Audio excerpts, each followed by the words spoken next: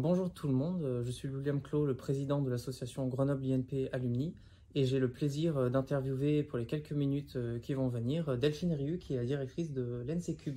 Bonjour Madame Rieu. Bonjour. Donc Madame Rieu, vous avez accepté de vous prêter au jeu d'une petite interview pour notre association. Alors déjà la première question que je vais vous poser c'est qui êtes-vous, quel est votre parcours au sein de Grenoble INP notamment, mais aussi peut-être avant ou après? Alors, je suis effectivement une alumni de l'école. Donc, j'ai été diplômée en 1999 de l'ENSIEG, donc l'ENS ingénieur électricien de Grenoble, donc l'une des écoles fondatrices de l'NCCube avec l'école d'hydraulique et de mécanique de Grenoble. Donc, alumni, vous avez fait quoi après? Vous avez fait... Le parcours de beaucoup d'enseignants et enseignants-chercheurs de l'école, c'est-à-dire que j'ai fait ma thèse. D'accord. Donc après avoir découvert la recherche pendant mes études d'ingénieur. Ensuite, j'ai eu un parcours en post-doctorat aussi très classique lorsqu'on veut intégrer l'enseignement supérieur. Et j'ai été recrutée en septembre 2003, donc à l'INSECUB en faisant ma recherche au laboratoire G2E Lab. D'accord, recherche sur? Alors en thèse, c'était de la modélisation de phénomènes de diffusion dans les machines électriques. Et puis ensuite, lorsque j'ai été recrutée, j'ai basculé complètement sur plutôt de la modélisation et du contrôle-commande de réseaux électriques ou de systèmes électriques. Contrôle-commande. Il me semble qu'il y a des filières de l'NCCube qui travaillent là-dessus. Oui, il y a des filières spécialisées, comme automatique, système intelligent. Très bien, donc vous êtes professeur ici depuis donc une vingtaine d'années et il y a quelques années, vous avez donc pris la direction de l'école. Comment ça s'est passé et qu'est-ce qui a motivé déjà votre choix ou votre élection peut-être à la présidence et comment s'est passé le début de la présidence? Alors, c'est pas une présidence, c'est une direction d'école. Donc, j'ai toujours pris des responsabilités importantes dans l'école. Pour moi, ça fait partie du métier. Et puis, en mars 2020, l'ancien directeur ayant pris d'autres fonctions au niveau de la présidence de Grenoble INP, après mûre réflexion, j'ai fait acte de candidature parce que pour moi c'était une mission importante et puis j'avais quelques ambitions pour l'école que j'avais vraiment envie de mettre en application à cette époque-là.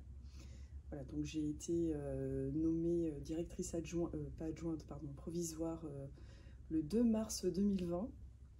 Ouais, je me rappellerai toujours de cette date-là. Et puis, j'ai pris mes fonctions officiellement en octobre 2020. D'accord. Donc, du coup, vous avez commencé bien dans le dur avec 10 jours avant l'allocution d'Emmanuel Macron du 12 mars 2020. Exactement. Donc, 10 jours avant la fermeture de l'école, le passage de l'ensemble des cours à distance.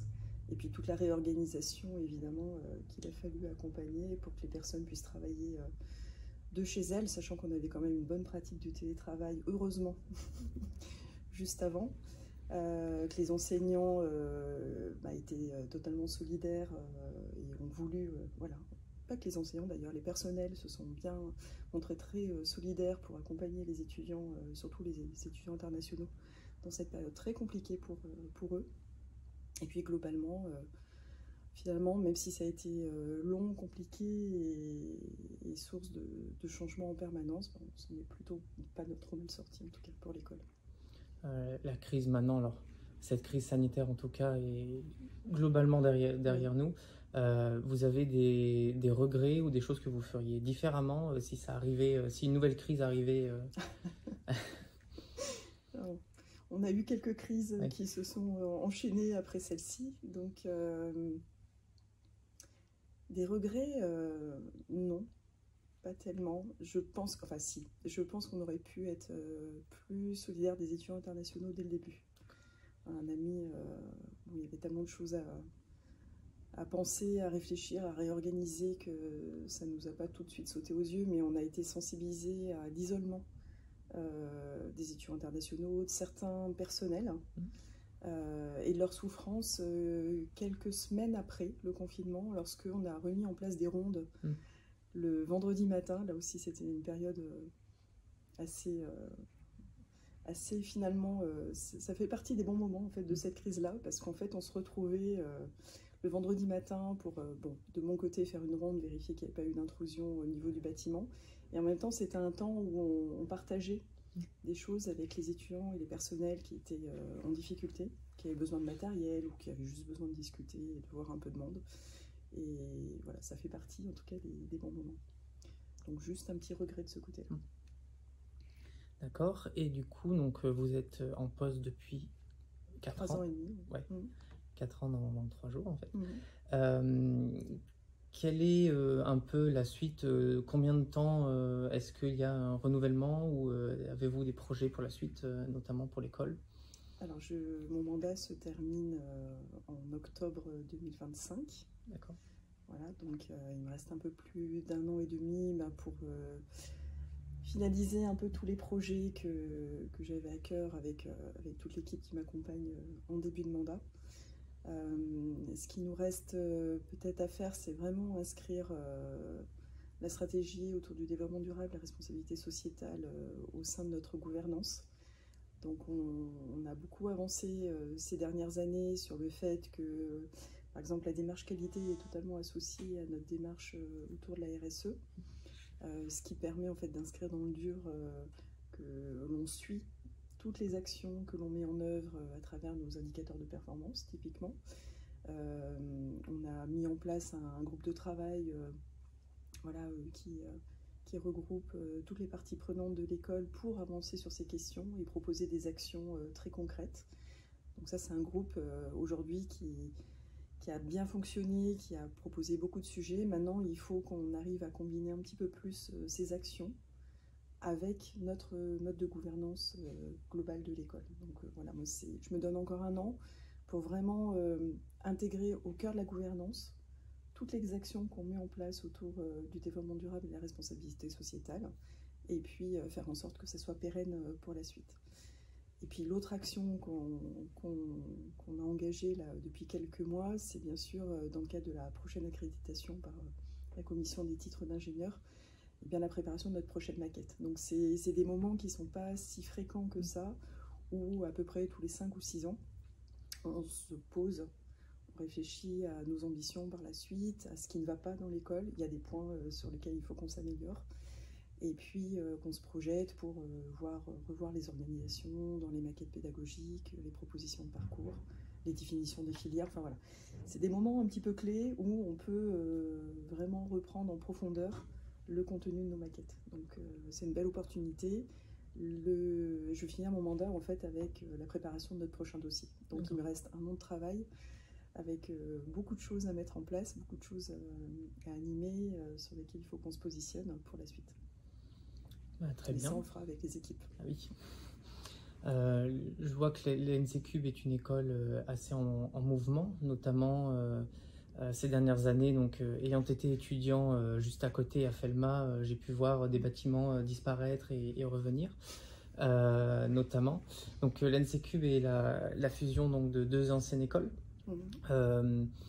Quelle est pour vous, en plus de la maquette pédagogique, quelle est pour vous la trajectoire, le futur de cette école, notamment en regard avec la présidence de Grenoble-INP, l'administration générale de Grenoble-INP qui évolue aussi ces jours-ci? Effectivement, l'équipe présidence a été totalement renouvelée depuis ce matin. Voilà. Donc moi, ce que j'attends évidemment avec la nouvelle équipe, c'est qu'on construise un établissement en commun. Voilà, donc l'école est une des composantes de l'établissement. Et je pense qu'avec la nouvelle équipe, comme avec l'ancienne, j'ai vraiment confiance sur le fait qu'on puisse continuer à avancer ensemble. Parce que pour moi, ça fait partie de l'ADN de l'INP. C'est voilà, des écoles qui ont des points communs, qui ont des ambitions communes et qui ont une grande diversité, ce qui permet d'enrichir en fait finalement la vie, de s'enrichir mutuellement des expériences des uns et des autres, et puis d'avancer collectivement. Alors la grande ambition pour l'école, moi je la décline plutôt en 2 axes. La première, c'est un des axes de travail en fait par rapport à notre prochaine accréditation, c'est d'arriver à améliorer le parcours de nos étudiants, c'est-à-dire garantir la réussite de tous nos élèves, sachant qu'aujourd'hui les parcours sont très diversifiés en amont de l'arrivée à l'école. Les attentes des étudiants sont aussi très différentes par rapport aux années précédentes. Et donc, il faut qu'on arrive, dès la première année, à proposer à la fois aux étudiants qui ont, par rapport à leur parcours, des prérequis différents par rapport à ceux qu'on avait les années précédentes, et qu'on leur donne les mêmes chances en fait, de réussite. Et en parallèle, il faut qu'on arrive à donner aux étudiants qui ont envie d'aller le plus loin possible par rapport au domaine scientifique. Donc pour moi, l'ambition en fait, pour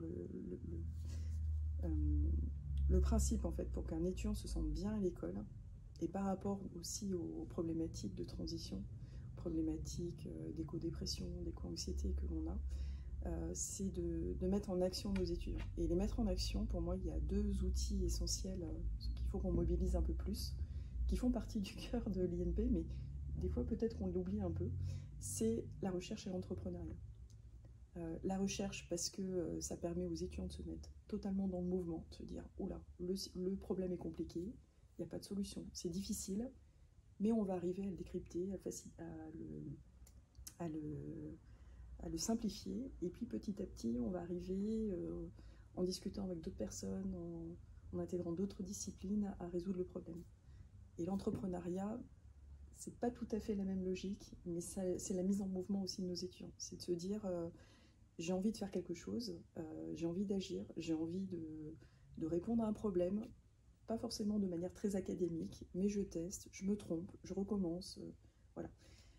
Et donc, à mon avis, l'ambition dans laquelle il faut qu'on s'inscrive dans les années à venir, c'est ces 2 volets qu'on a commencé à aborder, hein, c'est pas nouveau, évidemment, ça doit se faire aussi à Felma, évidemment, dans toutes les écoles, mais je pense que les écoles d'ingénieurs dans les années à venir, il faut qu'elles se calent vraiment sur ces 2 fondamentaux, la recherche, l'entrepreneuriat, parce que c'est ce qui met en mouvement, et c'est ce qui fait évidemment engager les étudiants dans des actions très concrètes, et de mon point de vue, partagé avec quelques psychologues avec lesquels on s'est entouré ces dernières années justement pour répondre à ces problématiques d'éco-anxiété, voilà, ça met en mouvement, et donc ça permet de libérer des tensions, et puis de permettre aux étudiants de s'engager et d'imaginer un avenir voilà, un petit peu plus riant, un petit peu plus optimiste que celui qu'on peut subir simplement en découvrant l'actualité, oui, ou en se renseignant.